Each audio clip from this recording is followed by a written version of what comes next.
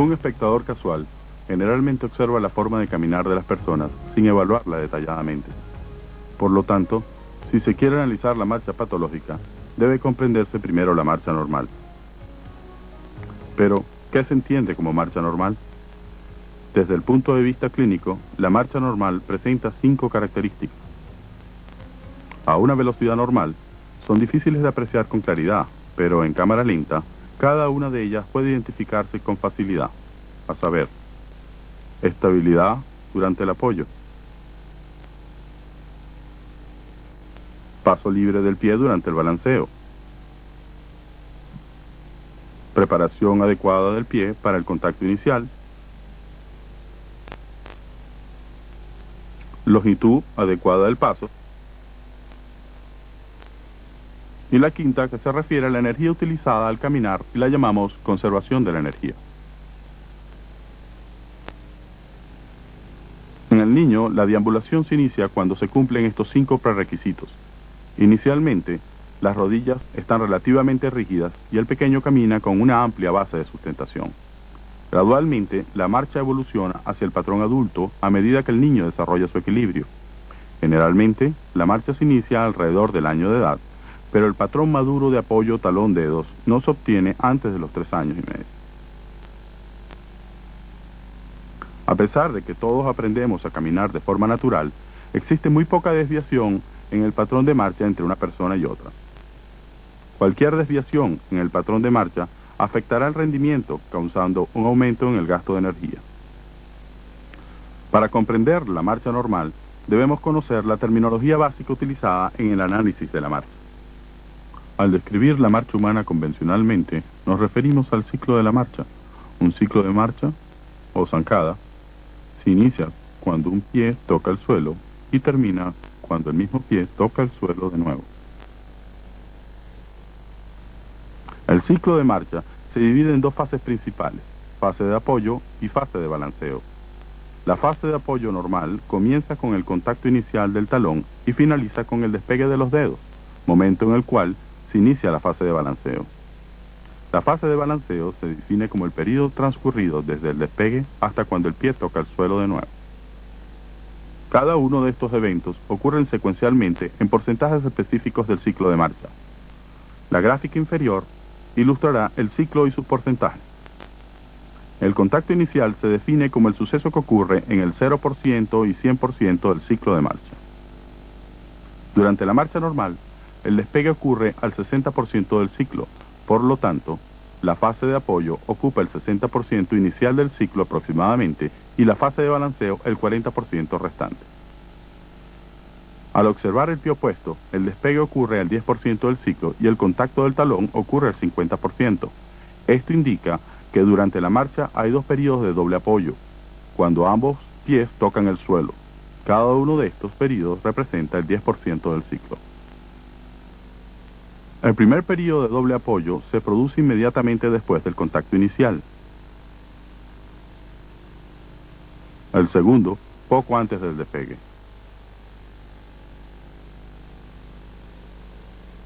El primer periodo de doble apoyo es llamado respuesta a la carga. Es un periodo de desaceleración cuando se absorbe el impacto. Se sigue de un periodo de apoyo sencillo que ocupa un 40% del ciclo y durante el cual el miembro opuesto está en fase de balanceo. Al caminar, el apoyo sencillo de una extremidad debe ser igual al periodo de balanceo del miembro opuesto. El periodo de apoyo sencillo se subdivide a su vez en apoyo medio y apoyo final. Al final de la fase de apoyo, hay un segundo periodo de doble apoyo, llamado prebalanceo, que comienza cerca del 50% del ciclo y dura hasta el despegue. El prebalanceo corresponde en tiempo y duración a la respuesta a la carga del miembro opuesto. Es importante recordar estas relaciones, puesto que la marcha normal es simétrica. Una mayor descripción del ciclo de la marcha puede realizarse con medidas espaciotemporales tales como velocidad de marcha, cadencia, longitud de paso y longitud de zancada. La longitud del paso corresponde a la distancia entre los 2 pies. El paso derecho se mide desde el punto de contacto inicial del pie izquierdo rezagado hasta el punto de contacto inicial del pie derecho adelantado. En la marcha normal, corresponde a la distancia medida desde el contacto del talón del pie izquierdo hasta el contacto del talón del pie derecho. La longitud de zancada es la distancia cubierta durante un ciclo completo de marcha y representa la suma de las longitudes de los pasos derecho e izquierdo. En otras palabras, se extiende desde el contacto inicial de un pie hasta el siguiente contacto inicial del mismo pie.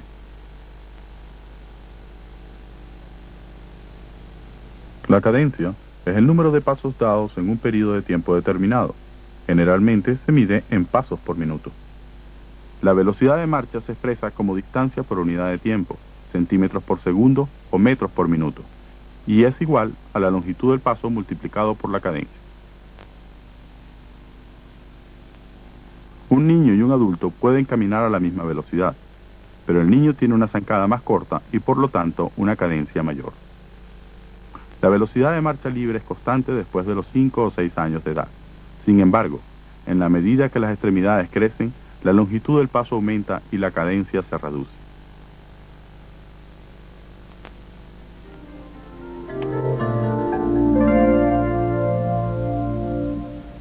El análisis de la marcha se realiza en las 3 dimensiones. Plano sagital es una vista lateral que permite la observación de la inclinación pélvica y la flexoextensión de cadera, rodilla y tobillo. El plano frontal es la vista anteroposterior. En este plano se puede observar la abducción y la aducción de la cadera, al igual que la oblicuidad pélvica. El plano transversal es la vista superior o inferior y muestra la posición rotacional de las extremidades.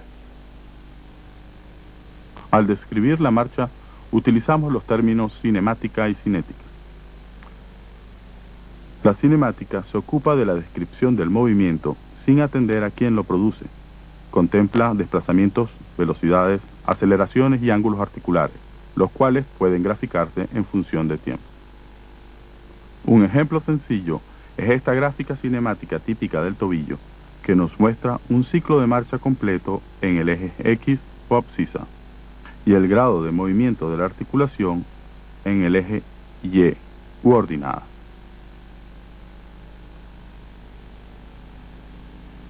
La gráfica comienza en el contacto inicial y la línea vertical discontinua representa el despegue.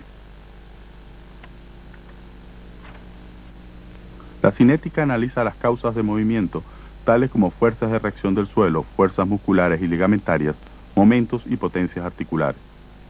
Definimos momento como el resultado de una fuerza que actúa a distancia de un eje de referencia, provocando rotación del cuerpo, y se expresa en newtons por metro. Un ejemplo sencillo es el de 2 niños jugando en un balancín. Cada niño crea un momento alrededor del eje del balancín. Si ambos se sientan a la misma distancia del eje, el niño más liviano será levantado.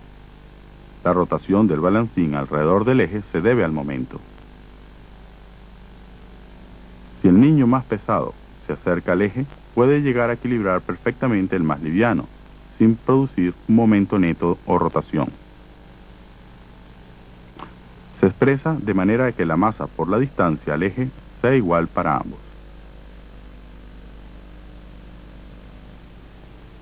El cuerpo en bipedestación estática tiene el centro de gravedad en posición tal que la fuerza de reacción del suelo pasa por detrás de la cadera y por delante de la rodilla y del tobillo. En relación al cuerpo, estas se consideran fuerzas externas.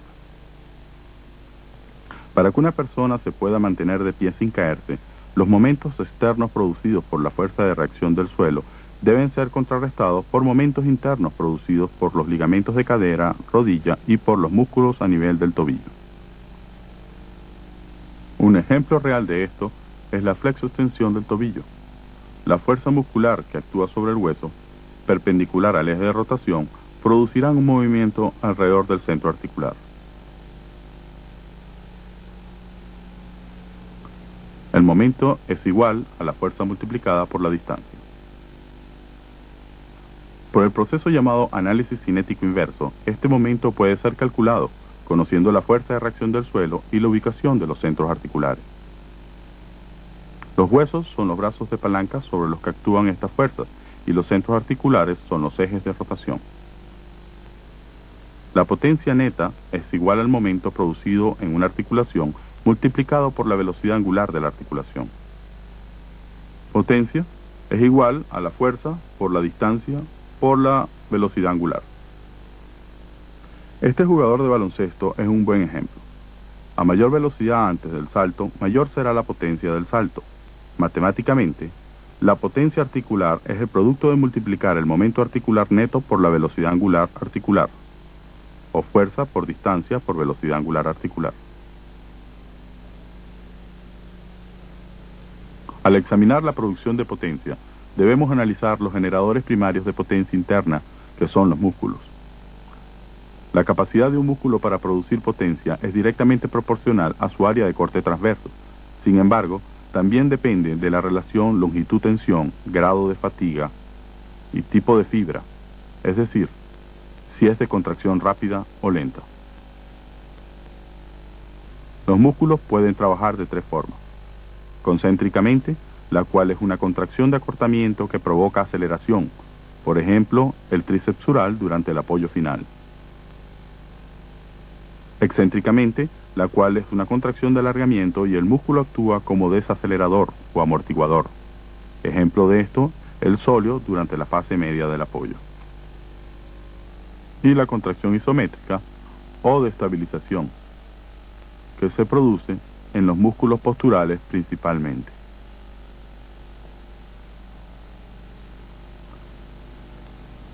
Como por ejemplo, los abductores de cadera en la fase media del apoyo. Para el análisis cinético se utilizan las gráficas de momento y potencia. La abscisa o eje X muestra el porcentaje del ciclo de marcha comenzando con el contacto inicial. La línea vertical representa el despegue. En la gráfica de momento, la ordenada u eje Y es el momento articular estandarizado para el peso corporal.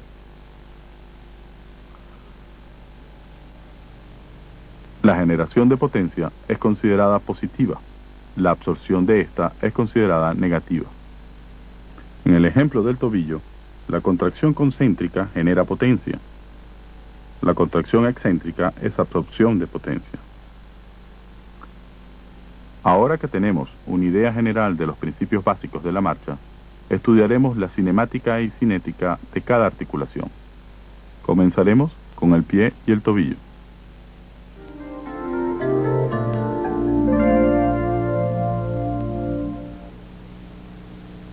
La fase del tobillo se describe en términos de 3 mecedoras.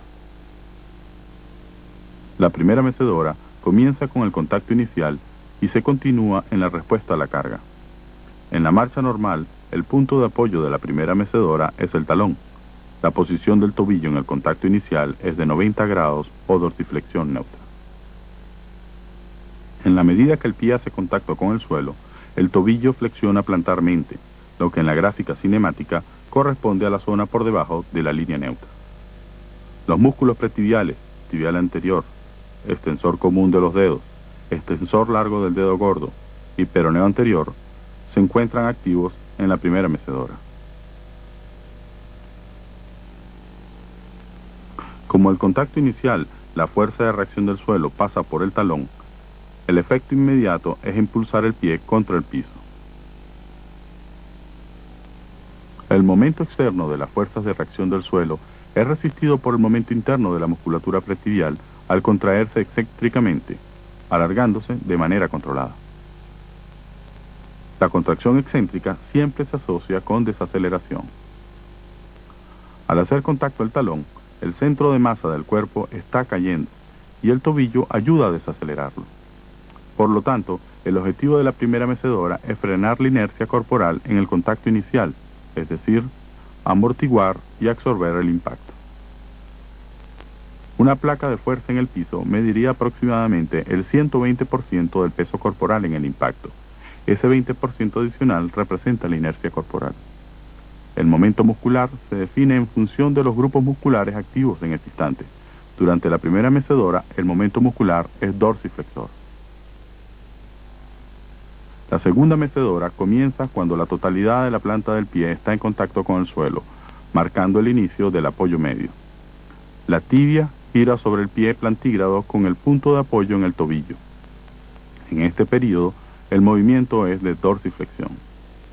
La gráfica de movimiento, cinemática, muestra un máximo de 10 grados de dorsiflexión. Durante la segunda mecedora, la fuerza de reacción del suelo pasa por delante del tobillo. El momento externo actúa llevándolo en mayor dorsiflexión. Este momento es resistido por la contracción excéntrica de los músculos plantiflexores, especialmente por la acción del sóleo. El objetivo de la segunda mecedora es controlar la posición de la fuerza de reacción del suelo con respecto a las articulaciones de rodilla y cadera. Al finalizar el apoyo medio, el giro de la tibia hacia adelante es frenado por la actividad combinada del sóleo y los gemelos. El momento muscular durante la segunda mecedora es flexor plantar. La gráfica de potencia muestra un periodo de absorción dado por la contracción excéntrica de los flexores plantares. Aquí vemos cómo los gemelos se unen al sóleo para finalizar la segunda mecedora y luego comienzan a producir la fuerza necesaria para iniciar la tercera. La tercera mecedora representa una generación de potencia que impulsa al individuo durante la marcha. La tercera mecedora representa una generación de potencia que impulsa al individuo durante la marcha. Esto mueve el punto de apoyo hacia la cabeza de los metatarsianos y el talón sale del piso. La gráfica cinemática muestra un periodo de flexión plantar. La actividad plantiflexora ahora ha pasado de excéntrica a concéntrica. La contracción concéntrica de un músculo, por definición, produce aceleración. Para mantener una velocidad constante de marcha, la desaceleración de las dos primeras mecedoras debe ser equilibrada por la aceleración de la tercera. La fuerza de aceleración de la tercera mecedora alcanza su máximo al final del apoyo terminal, para rápidamente caer a cero durante el prebalanceo. En el tobillo, la fase inicial de balanceo es estrictamente un periodo de dorsiflexión, que prepara el pie para un contacto inicial adecuado, activándose la musculatura pretibial en forma concéntrica.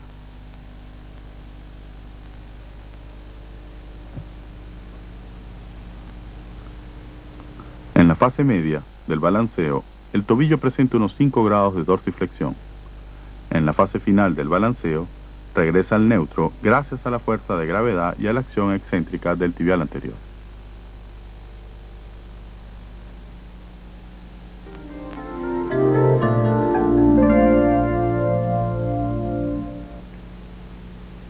La actividad de la rodilla durante el ciclo de la marcha se coordina con lo que ocurre en la cadera y el tobillo. En el contacto inicial, la rodilla se encuentra en extensión casi total. Durante el desarrollo de la primera mecedora del tobillo, la rodilla realiza una flexión que llega hasta unos 15 grados, momento en el cual el pie está totalmente apoyado en el suelo. Esto cumple dos objetivos. El primero, absorber el impacto del cuerpo en el contacto del talón. El segundo, disminuir la velocidad de traslación vertical del centro de masas. Esta parte del ciclo es llamada fase de respuesta a la carga. Comparando la marcha normal con la de una pierna rígida, vemos la diferencia en la velocidad de traslación vertical del centro de masas. Al minimizar su excursión, se conserva energía. Durante la respuesta a la carga, el cuerpo es recibido por medio de una flexión de rodilla progresiva, y la fuerza de reacción del suelo pasa por detrás de ella, produciendo un momento externo flexor. Para evitar el colapso de la rodilla, en flexión, los músculos monoarticulares del cuádriceps, vasto interno, externo y crural, actúan excéntricamente para absorber energía y contrarrestar el momento externo.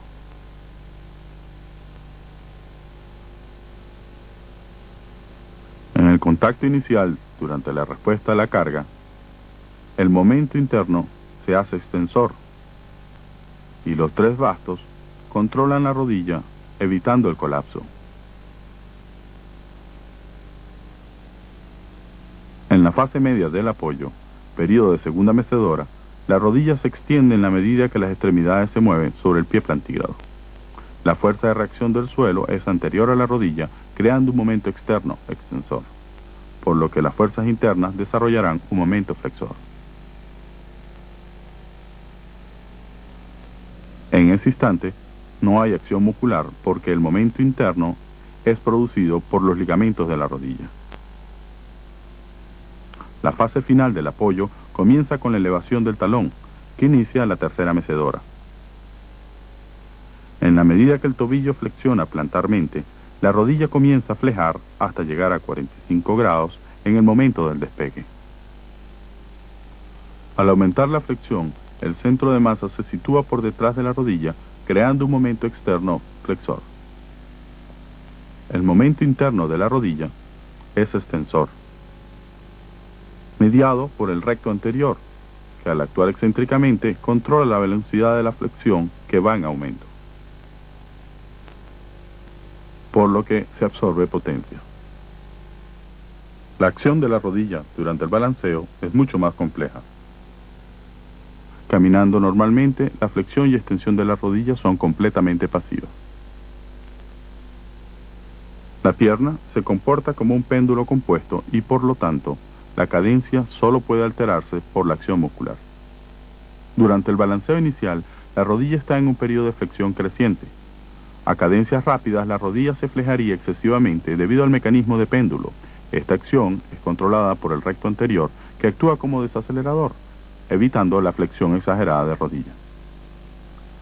Simultáneamente, el recto anterior actúa concéntricamente sobre la cadera, acelerando su flexión. Así pues, este músculo trabaja como un resorte, transfiriendo energía de la pierna a la cadera. La fase media del balanceo es un periodo de transición en el que no hay actividad muscular en la rodilla.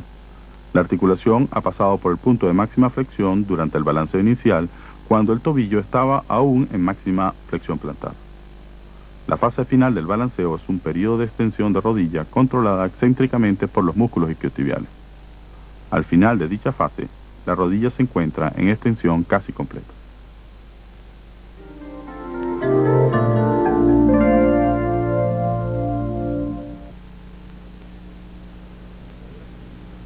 Durante el contacto inicial, la cadera presenta unos 35 grados de flexión y comienza a extenderse.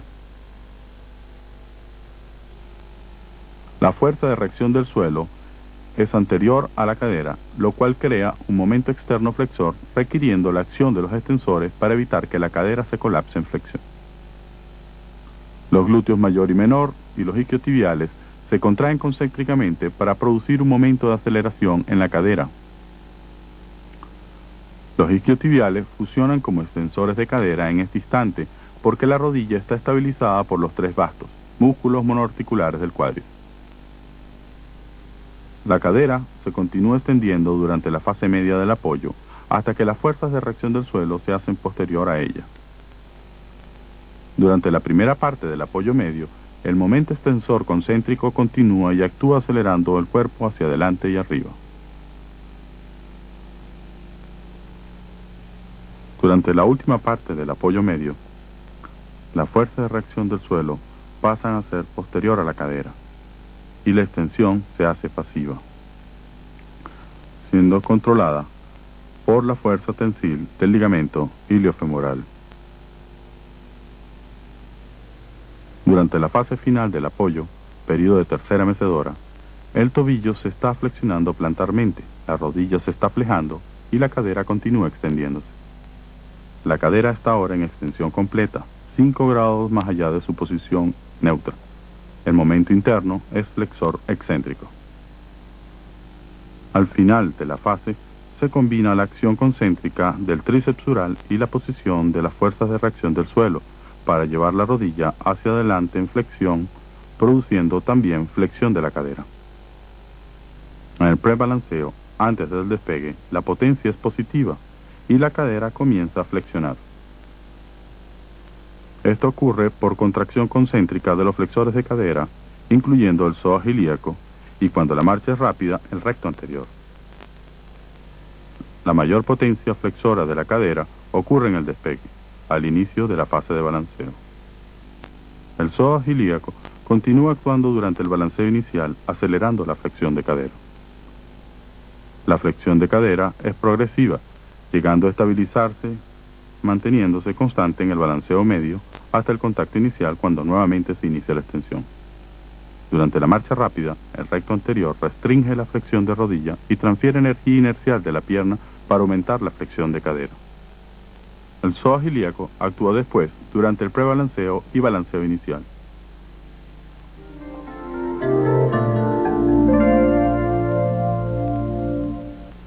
La cinemática en el plano frontal es relativamente sencilla. La pelvis y las caderas se comportan de forma semejante y los ligamentos colaterales de la rodilla y tobillo limitan los movimientos coronales de dichas articulaciones. El análisis cinemático de pelvis y cadera en el plano frontal muestra que el contacto inicial, la pelvis está nivelada y la cadera está en su posición neutro de abducción y aducción. Al iniciar la respuesta a la carga, el lado apoyado de la pelvis se eleva 5 grados y la cadera entra en aducción. El lado no apoyado de la pelvis cae unos 5 grados. Este movimiento pélvico disminuye el gasto energético al minimizar la excursión vertical del centro de masas. La caída de la pelvis del lado no apoyado durante la respuesta a la carga es provocada por la fuerza de reacción del suelo sobre el miembro apoyado. La fuerza de reacción del suelo pasa medial al tobillo, rodilla y cadera, produciendo un momento externo aductor sobre las articulaciones del miembro apoyado. El momento externo aductor es contrarrestado en la cadera por el control excéntrico de los abductores, en la rodilla por los ligamentos y en el tobillo por los ligamentos laterales y los músculos peroneos. En el apoyo medio, los movimientos pélvicos y de cadera se invierten por el control concéntrico de los abductores de la cadera apoyada, que actúan elevando la pelvis, contribuyendo al paso libre del pie contralateral. Durante el apoyo terminal y el doble apoyo, la pelvis apoyada entra en abducción en preparación para el despegue. La fase de balanceo comienza con una caída pélvica y la cadera en abducción.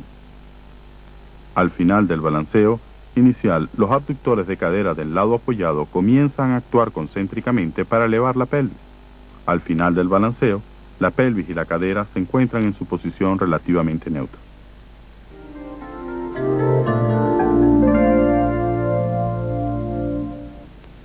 Normalmente no observamos la marcha desde arriba o desde abajo, por lo cual la cinemática del plano transverso nos es poco familiar.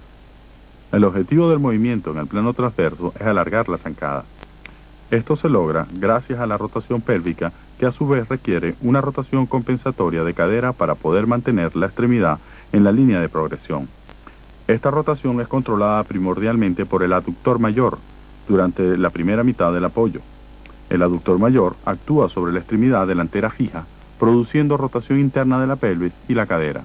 Los aductores superficiales actúan en el prebalanceo y balanceo inicial para avanzar la extremidad rezagada. En el contacto inicial, la pelvis está en su posición más anterior. Mantiene su posición adelantada hasta el apoyo medio cuando comienza a moverse posteriormente, alcanzando su posición más posterior en el despegue. Aquí la rotación de nuevo se invierte preparándose para el contacto inicial. La magnitud total de esta rotación es de 8 a 10 grados.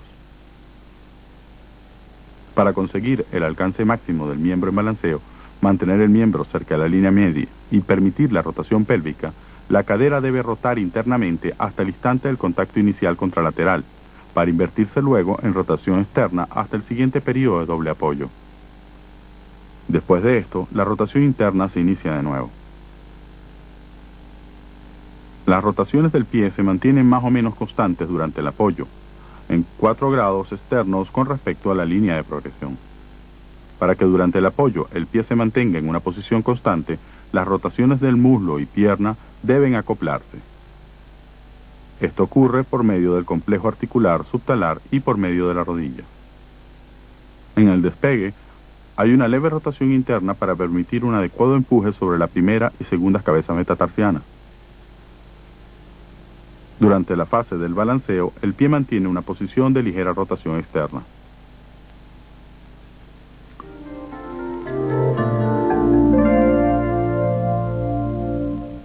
Para concluir, retornamos a las 5 características de la marcha normal, las cuales se pierden en la marcha patológica.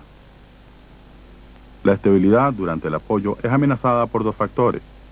Primero, la posición anormal del pie creando una superficie de carga inestable. Y segundo, el compromiso del equilibrio por ausencia del control motor de tronco y miembros inferiores. La segunda característica de la marcha normal es el paso libre del pie durante el balanceo, que puede comprometerse por pérdida del movimiento de rodilla o por dorsiflexión inadecuada.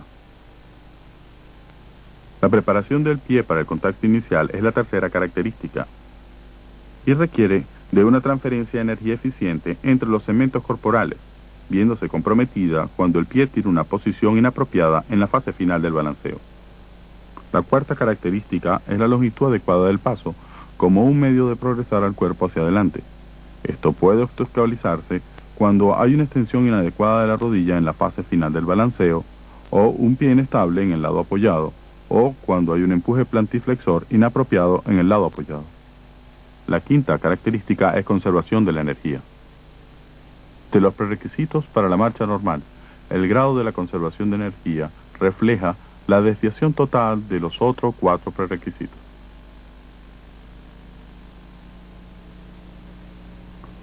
La marcha supone una transformación y relación constante entre energía cinética y energía potencial. Cuando una persona compensa una marcha anormal, la transferencia de energía es menos eficiente y el costo energético es mayor. Existen 3 mecanismos importantes para la conservación de la energía: minimizando la excursión del centro de gravedad, controlando la cantidad de movimiento y por la transferencia activa o pasiva de energía entre segmentos corporales. La excursión del centro de gravedad es minimizada por medio de las 3 rotaciones pélvicas y los movimientos coordinados de rodilla y tobillo. El control del momento hacia adelante ocurre por la contracción excéntrica del soleus durante el apoyo medio. La transferencia activa de energía entre segmentos corporales no adyacentes requiere coordinación y sincronización. Es el papel principal de los músculos biarticulares. Un ejemplo de esto es la acción coordinada del recto anterior en rodilla y cadera, permitiendo flexión de la cadera y controlando la flexión de rodillas simultáneamente.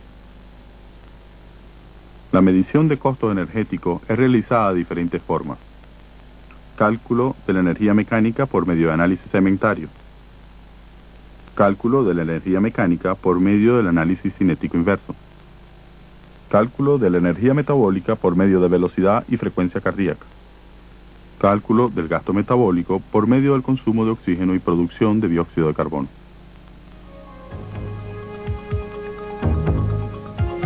La marcha es un complejo conjunto de movimientos, momentos, potencias, fuerzas, coordinación y equilibrio interrelacionados para configurar lo que comúnmente llamamos caminar.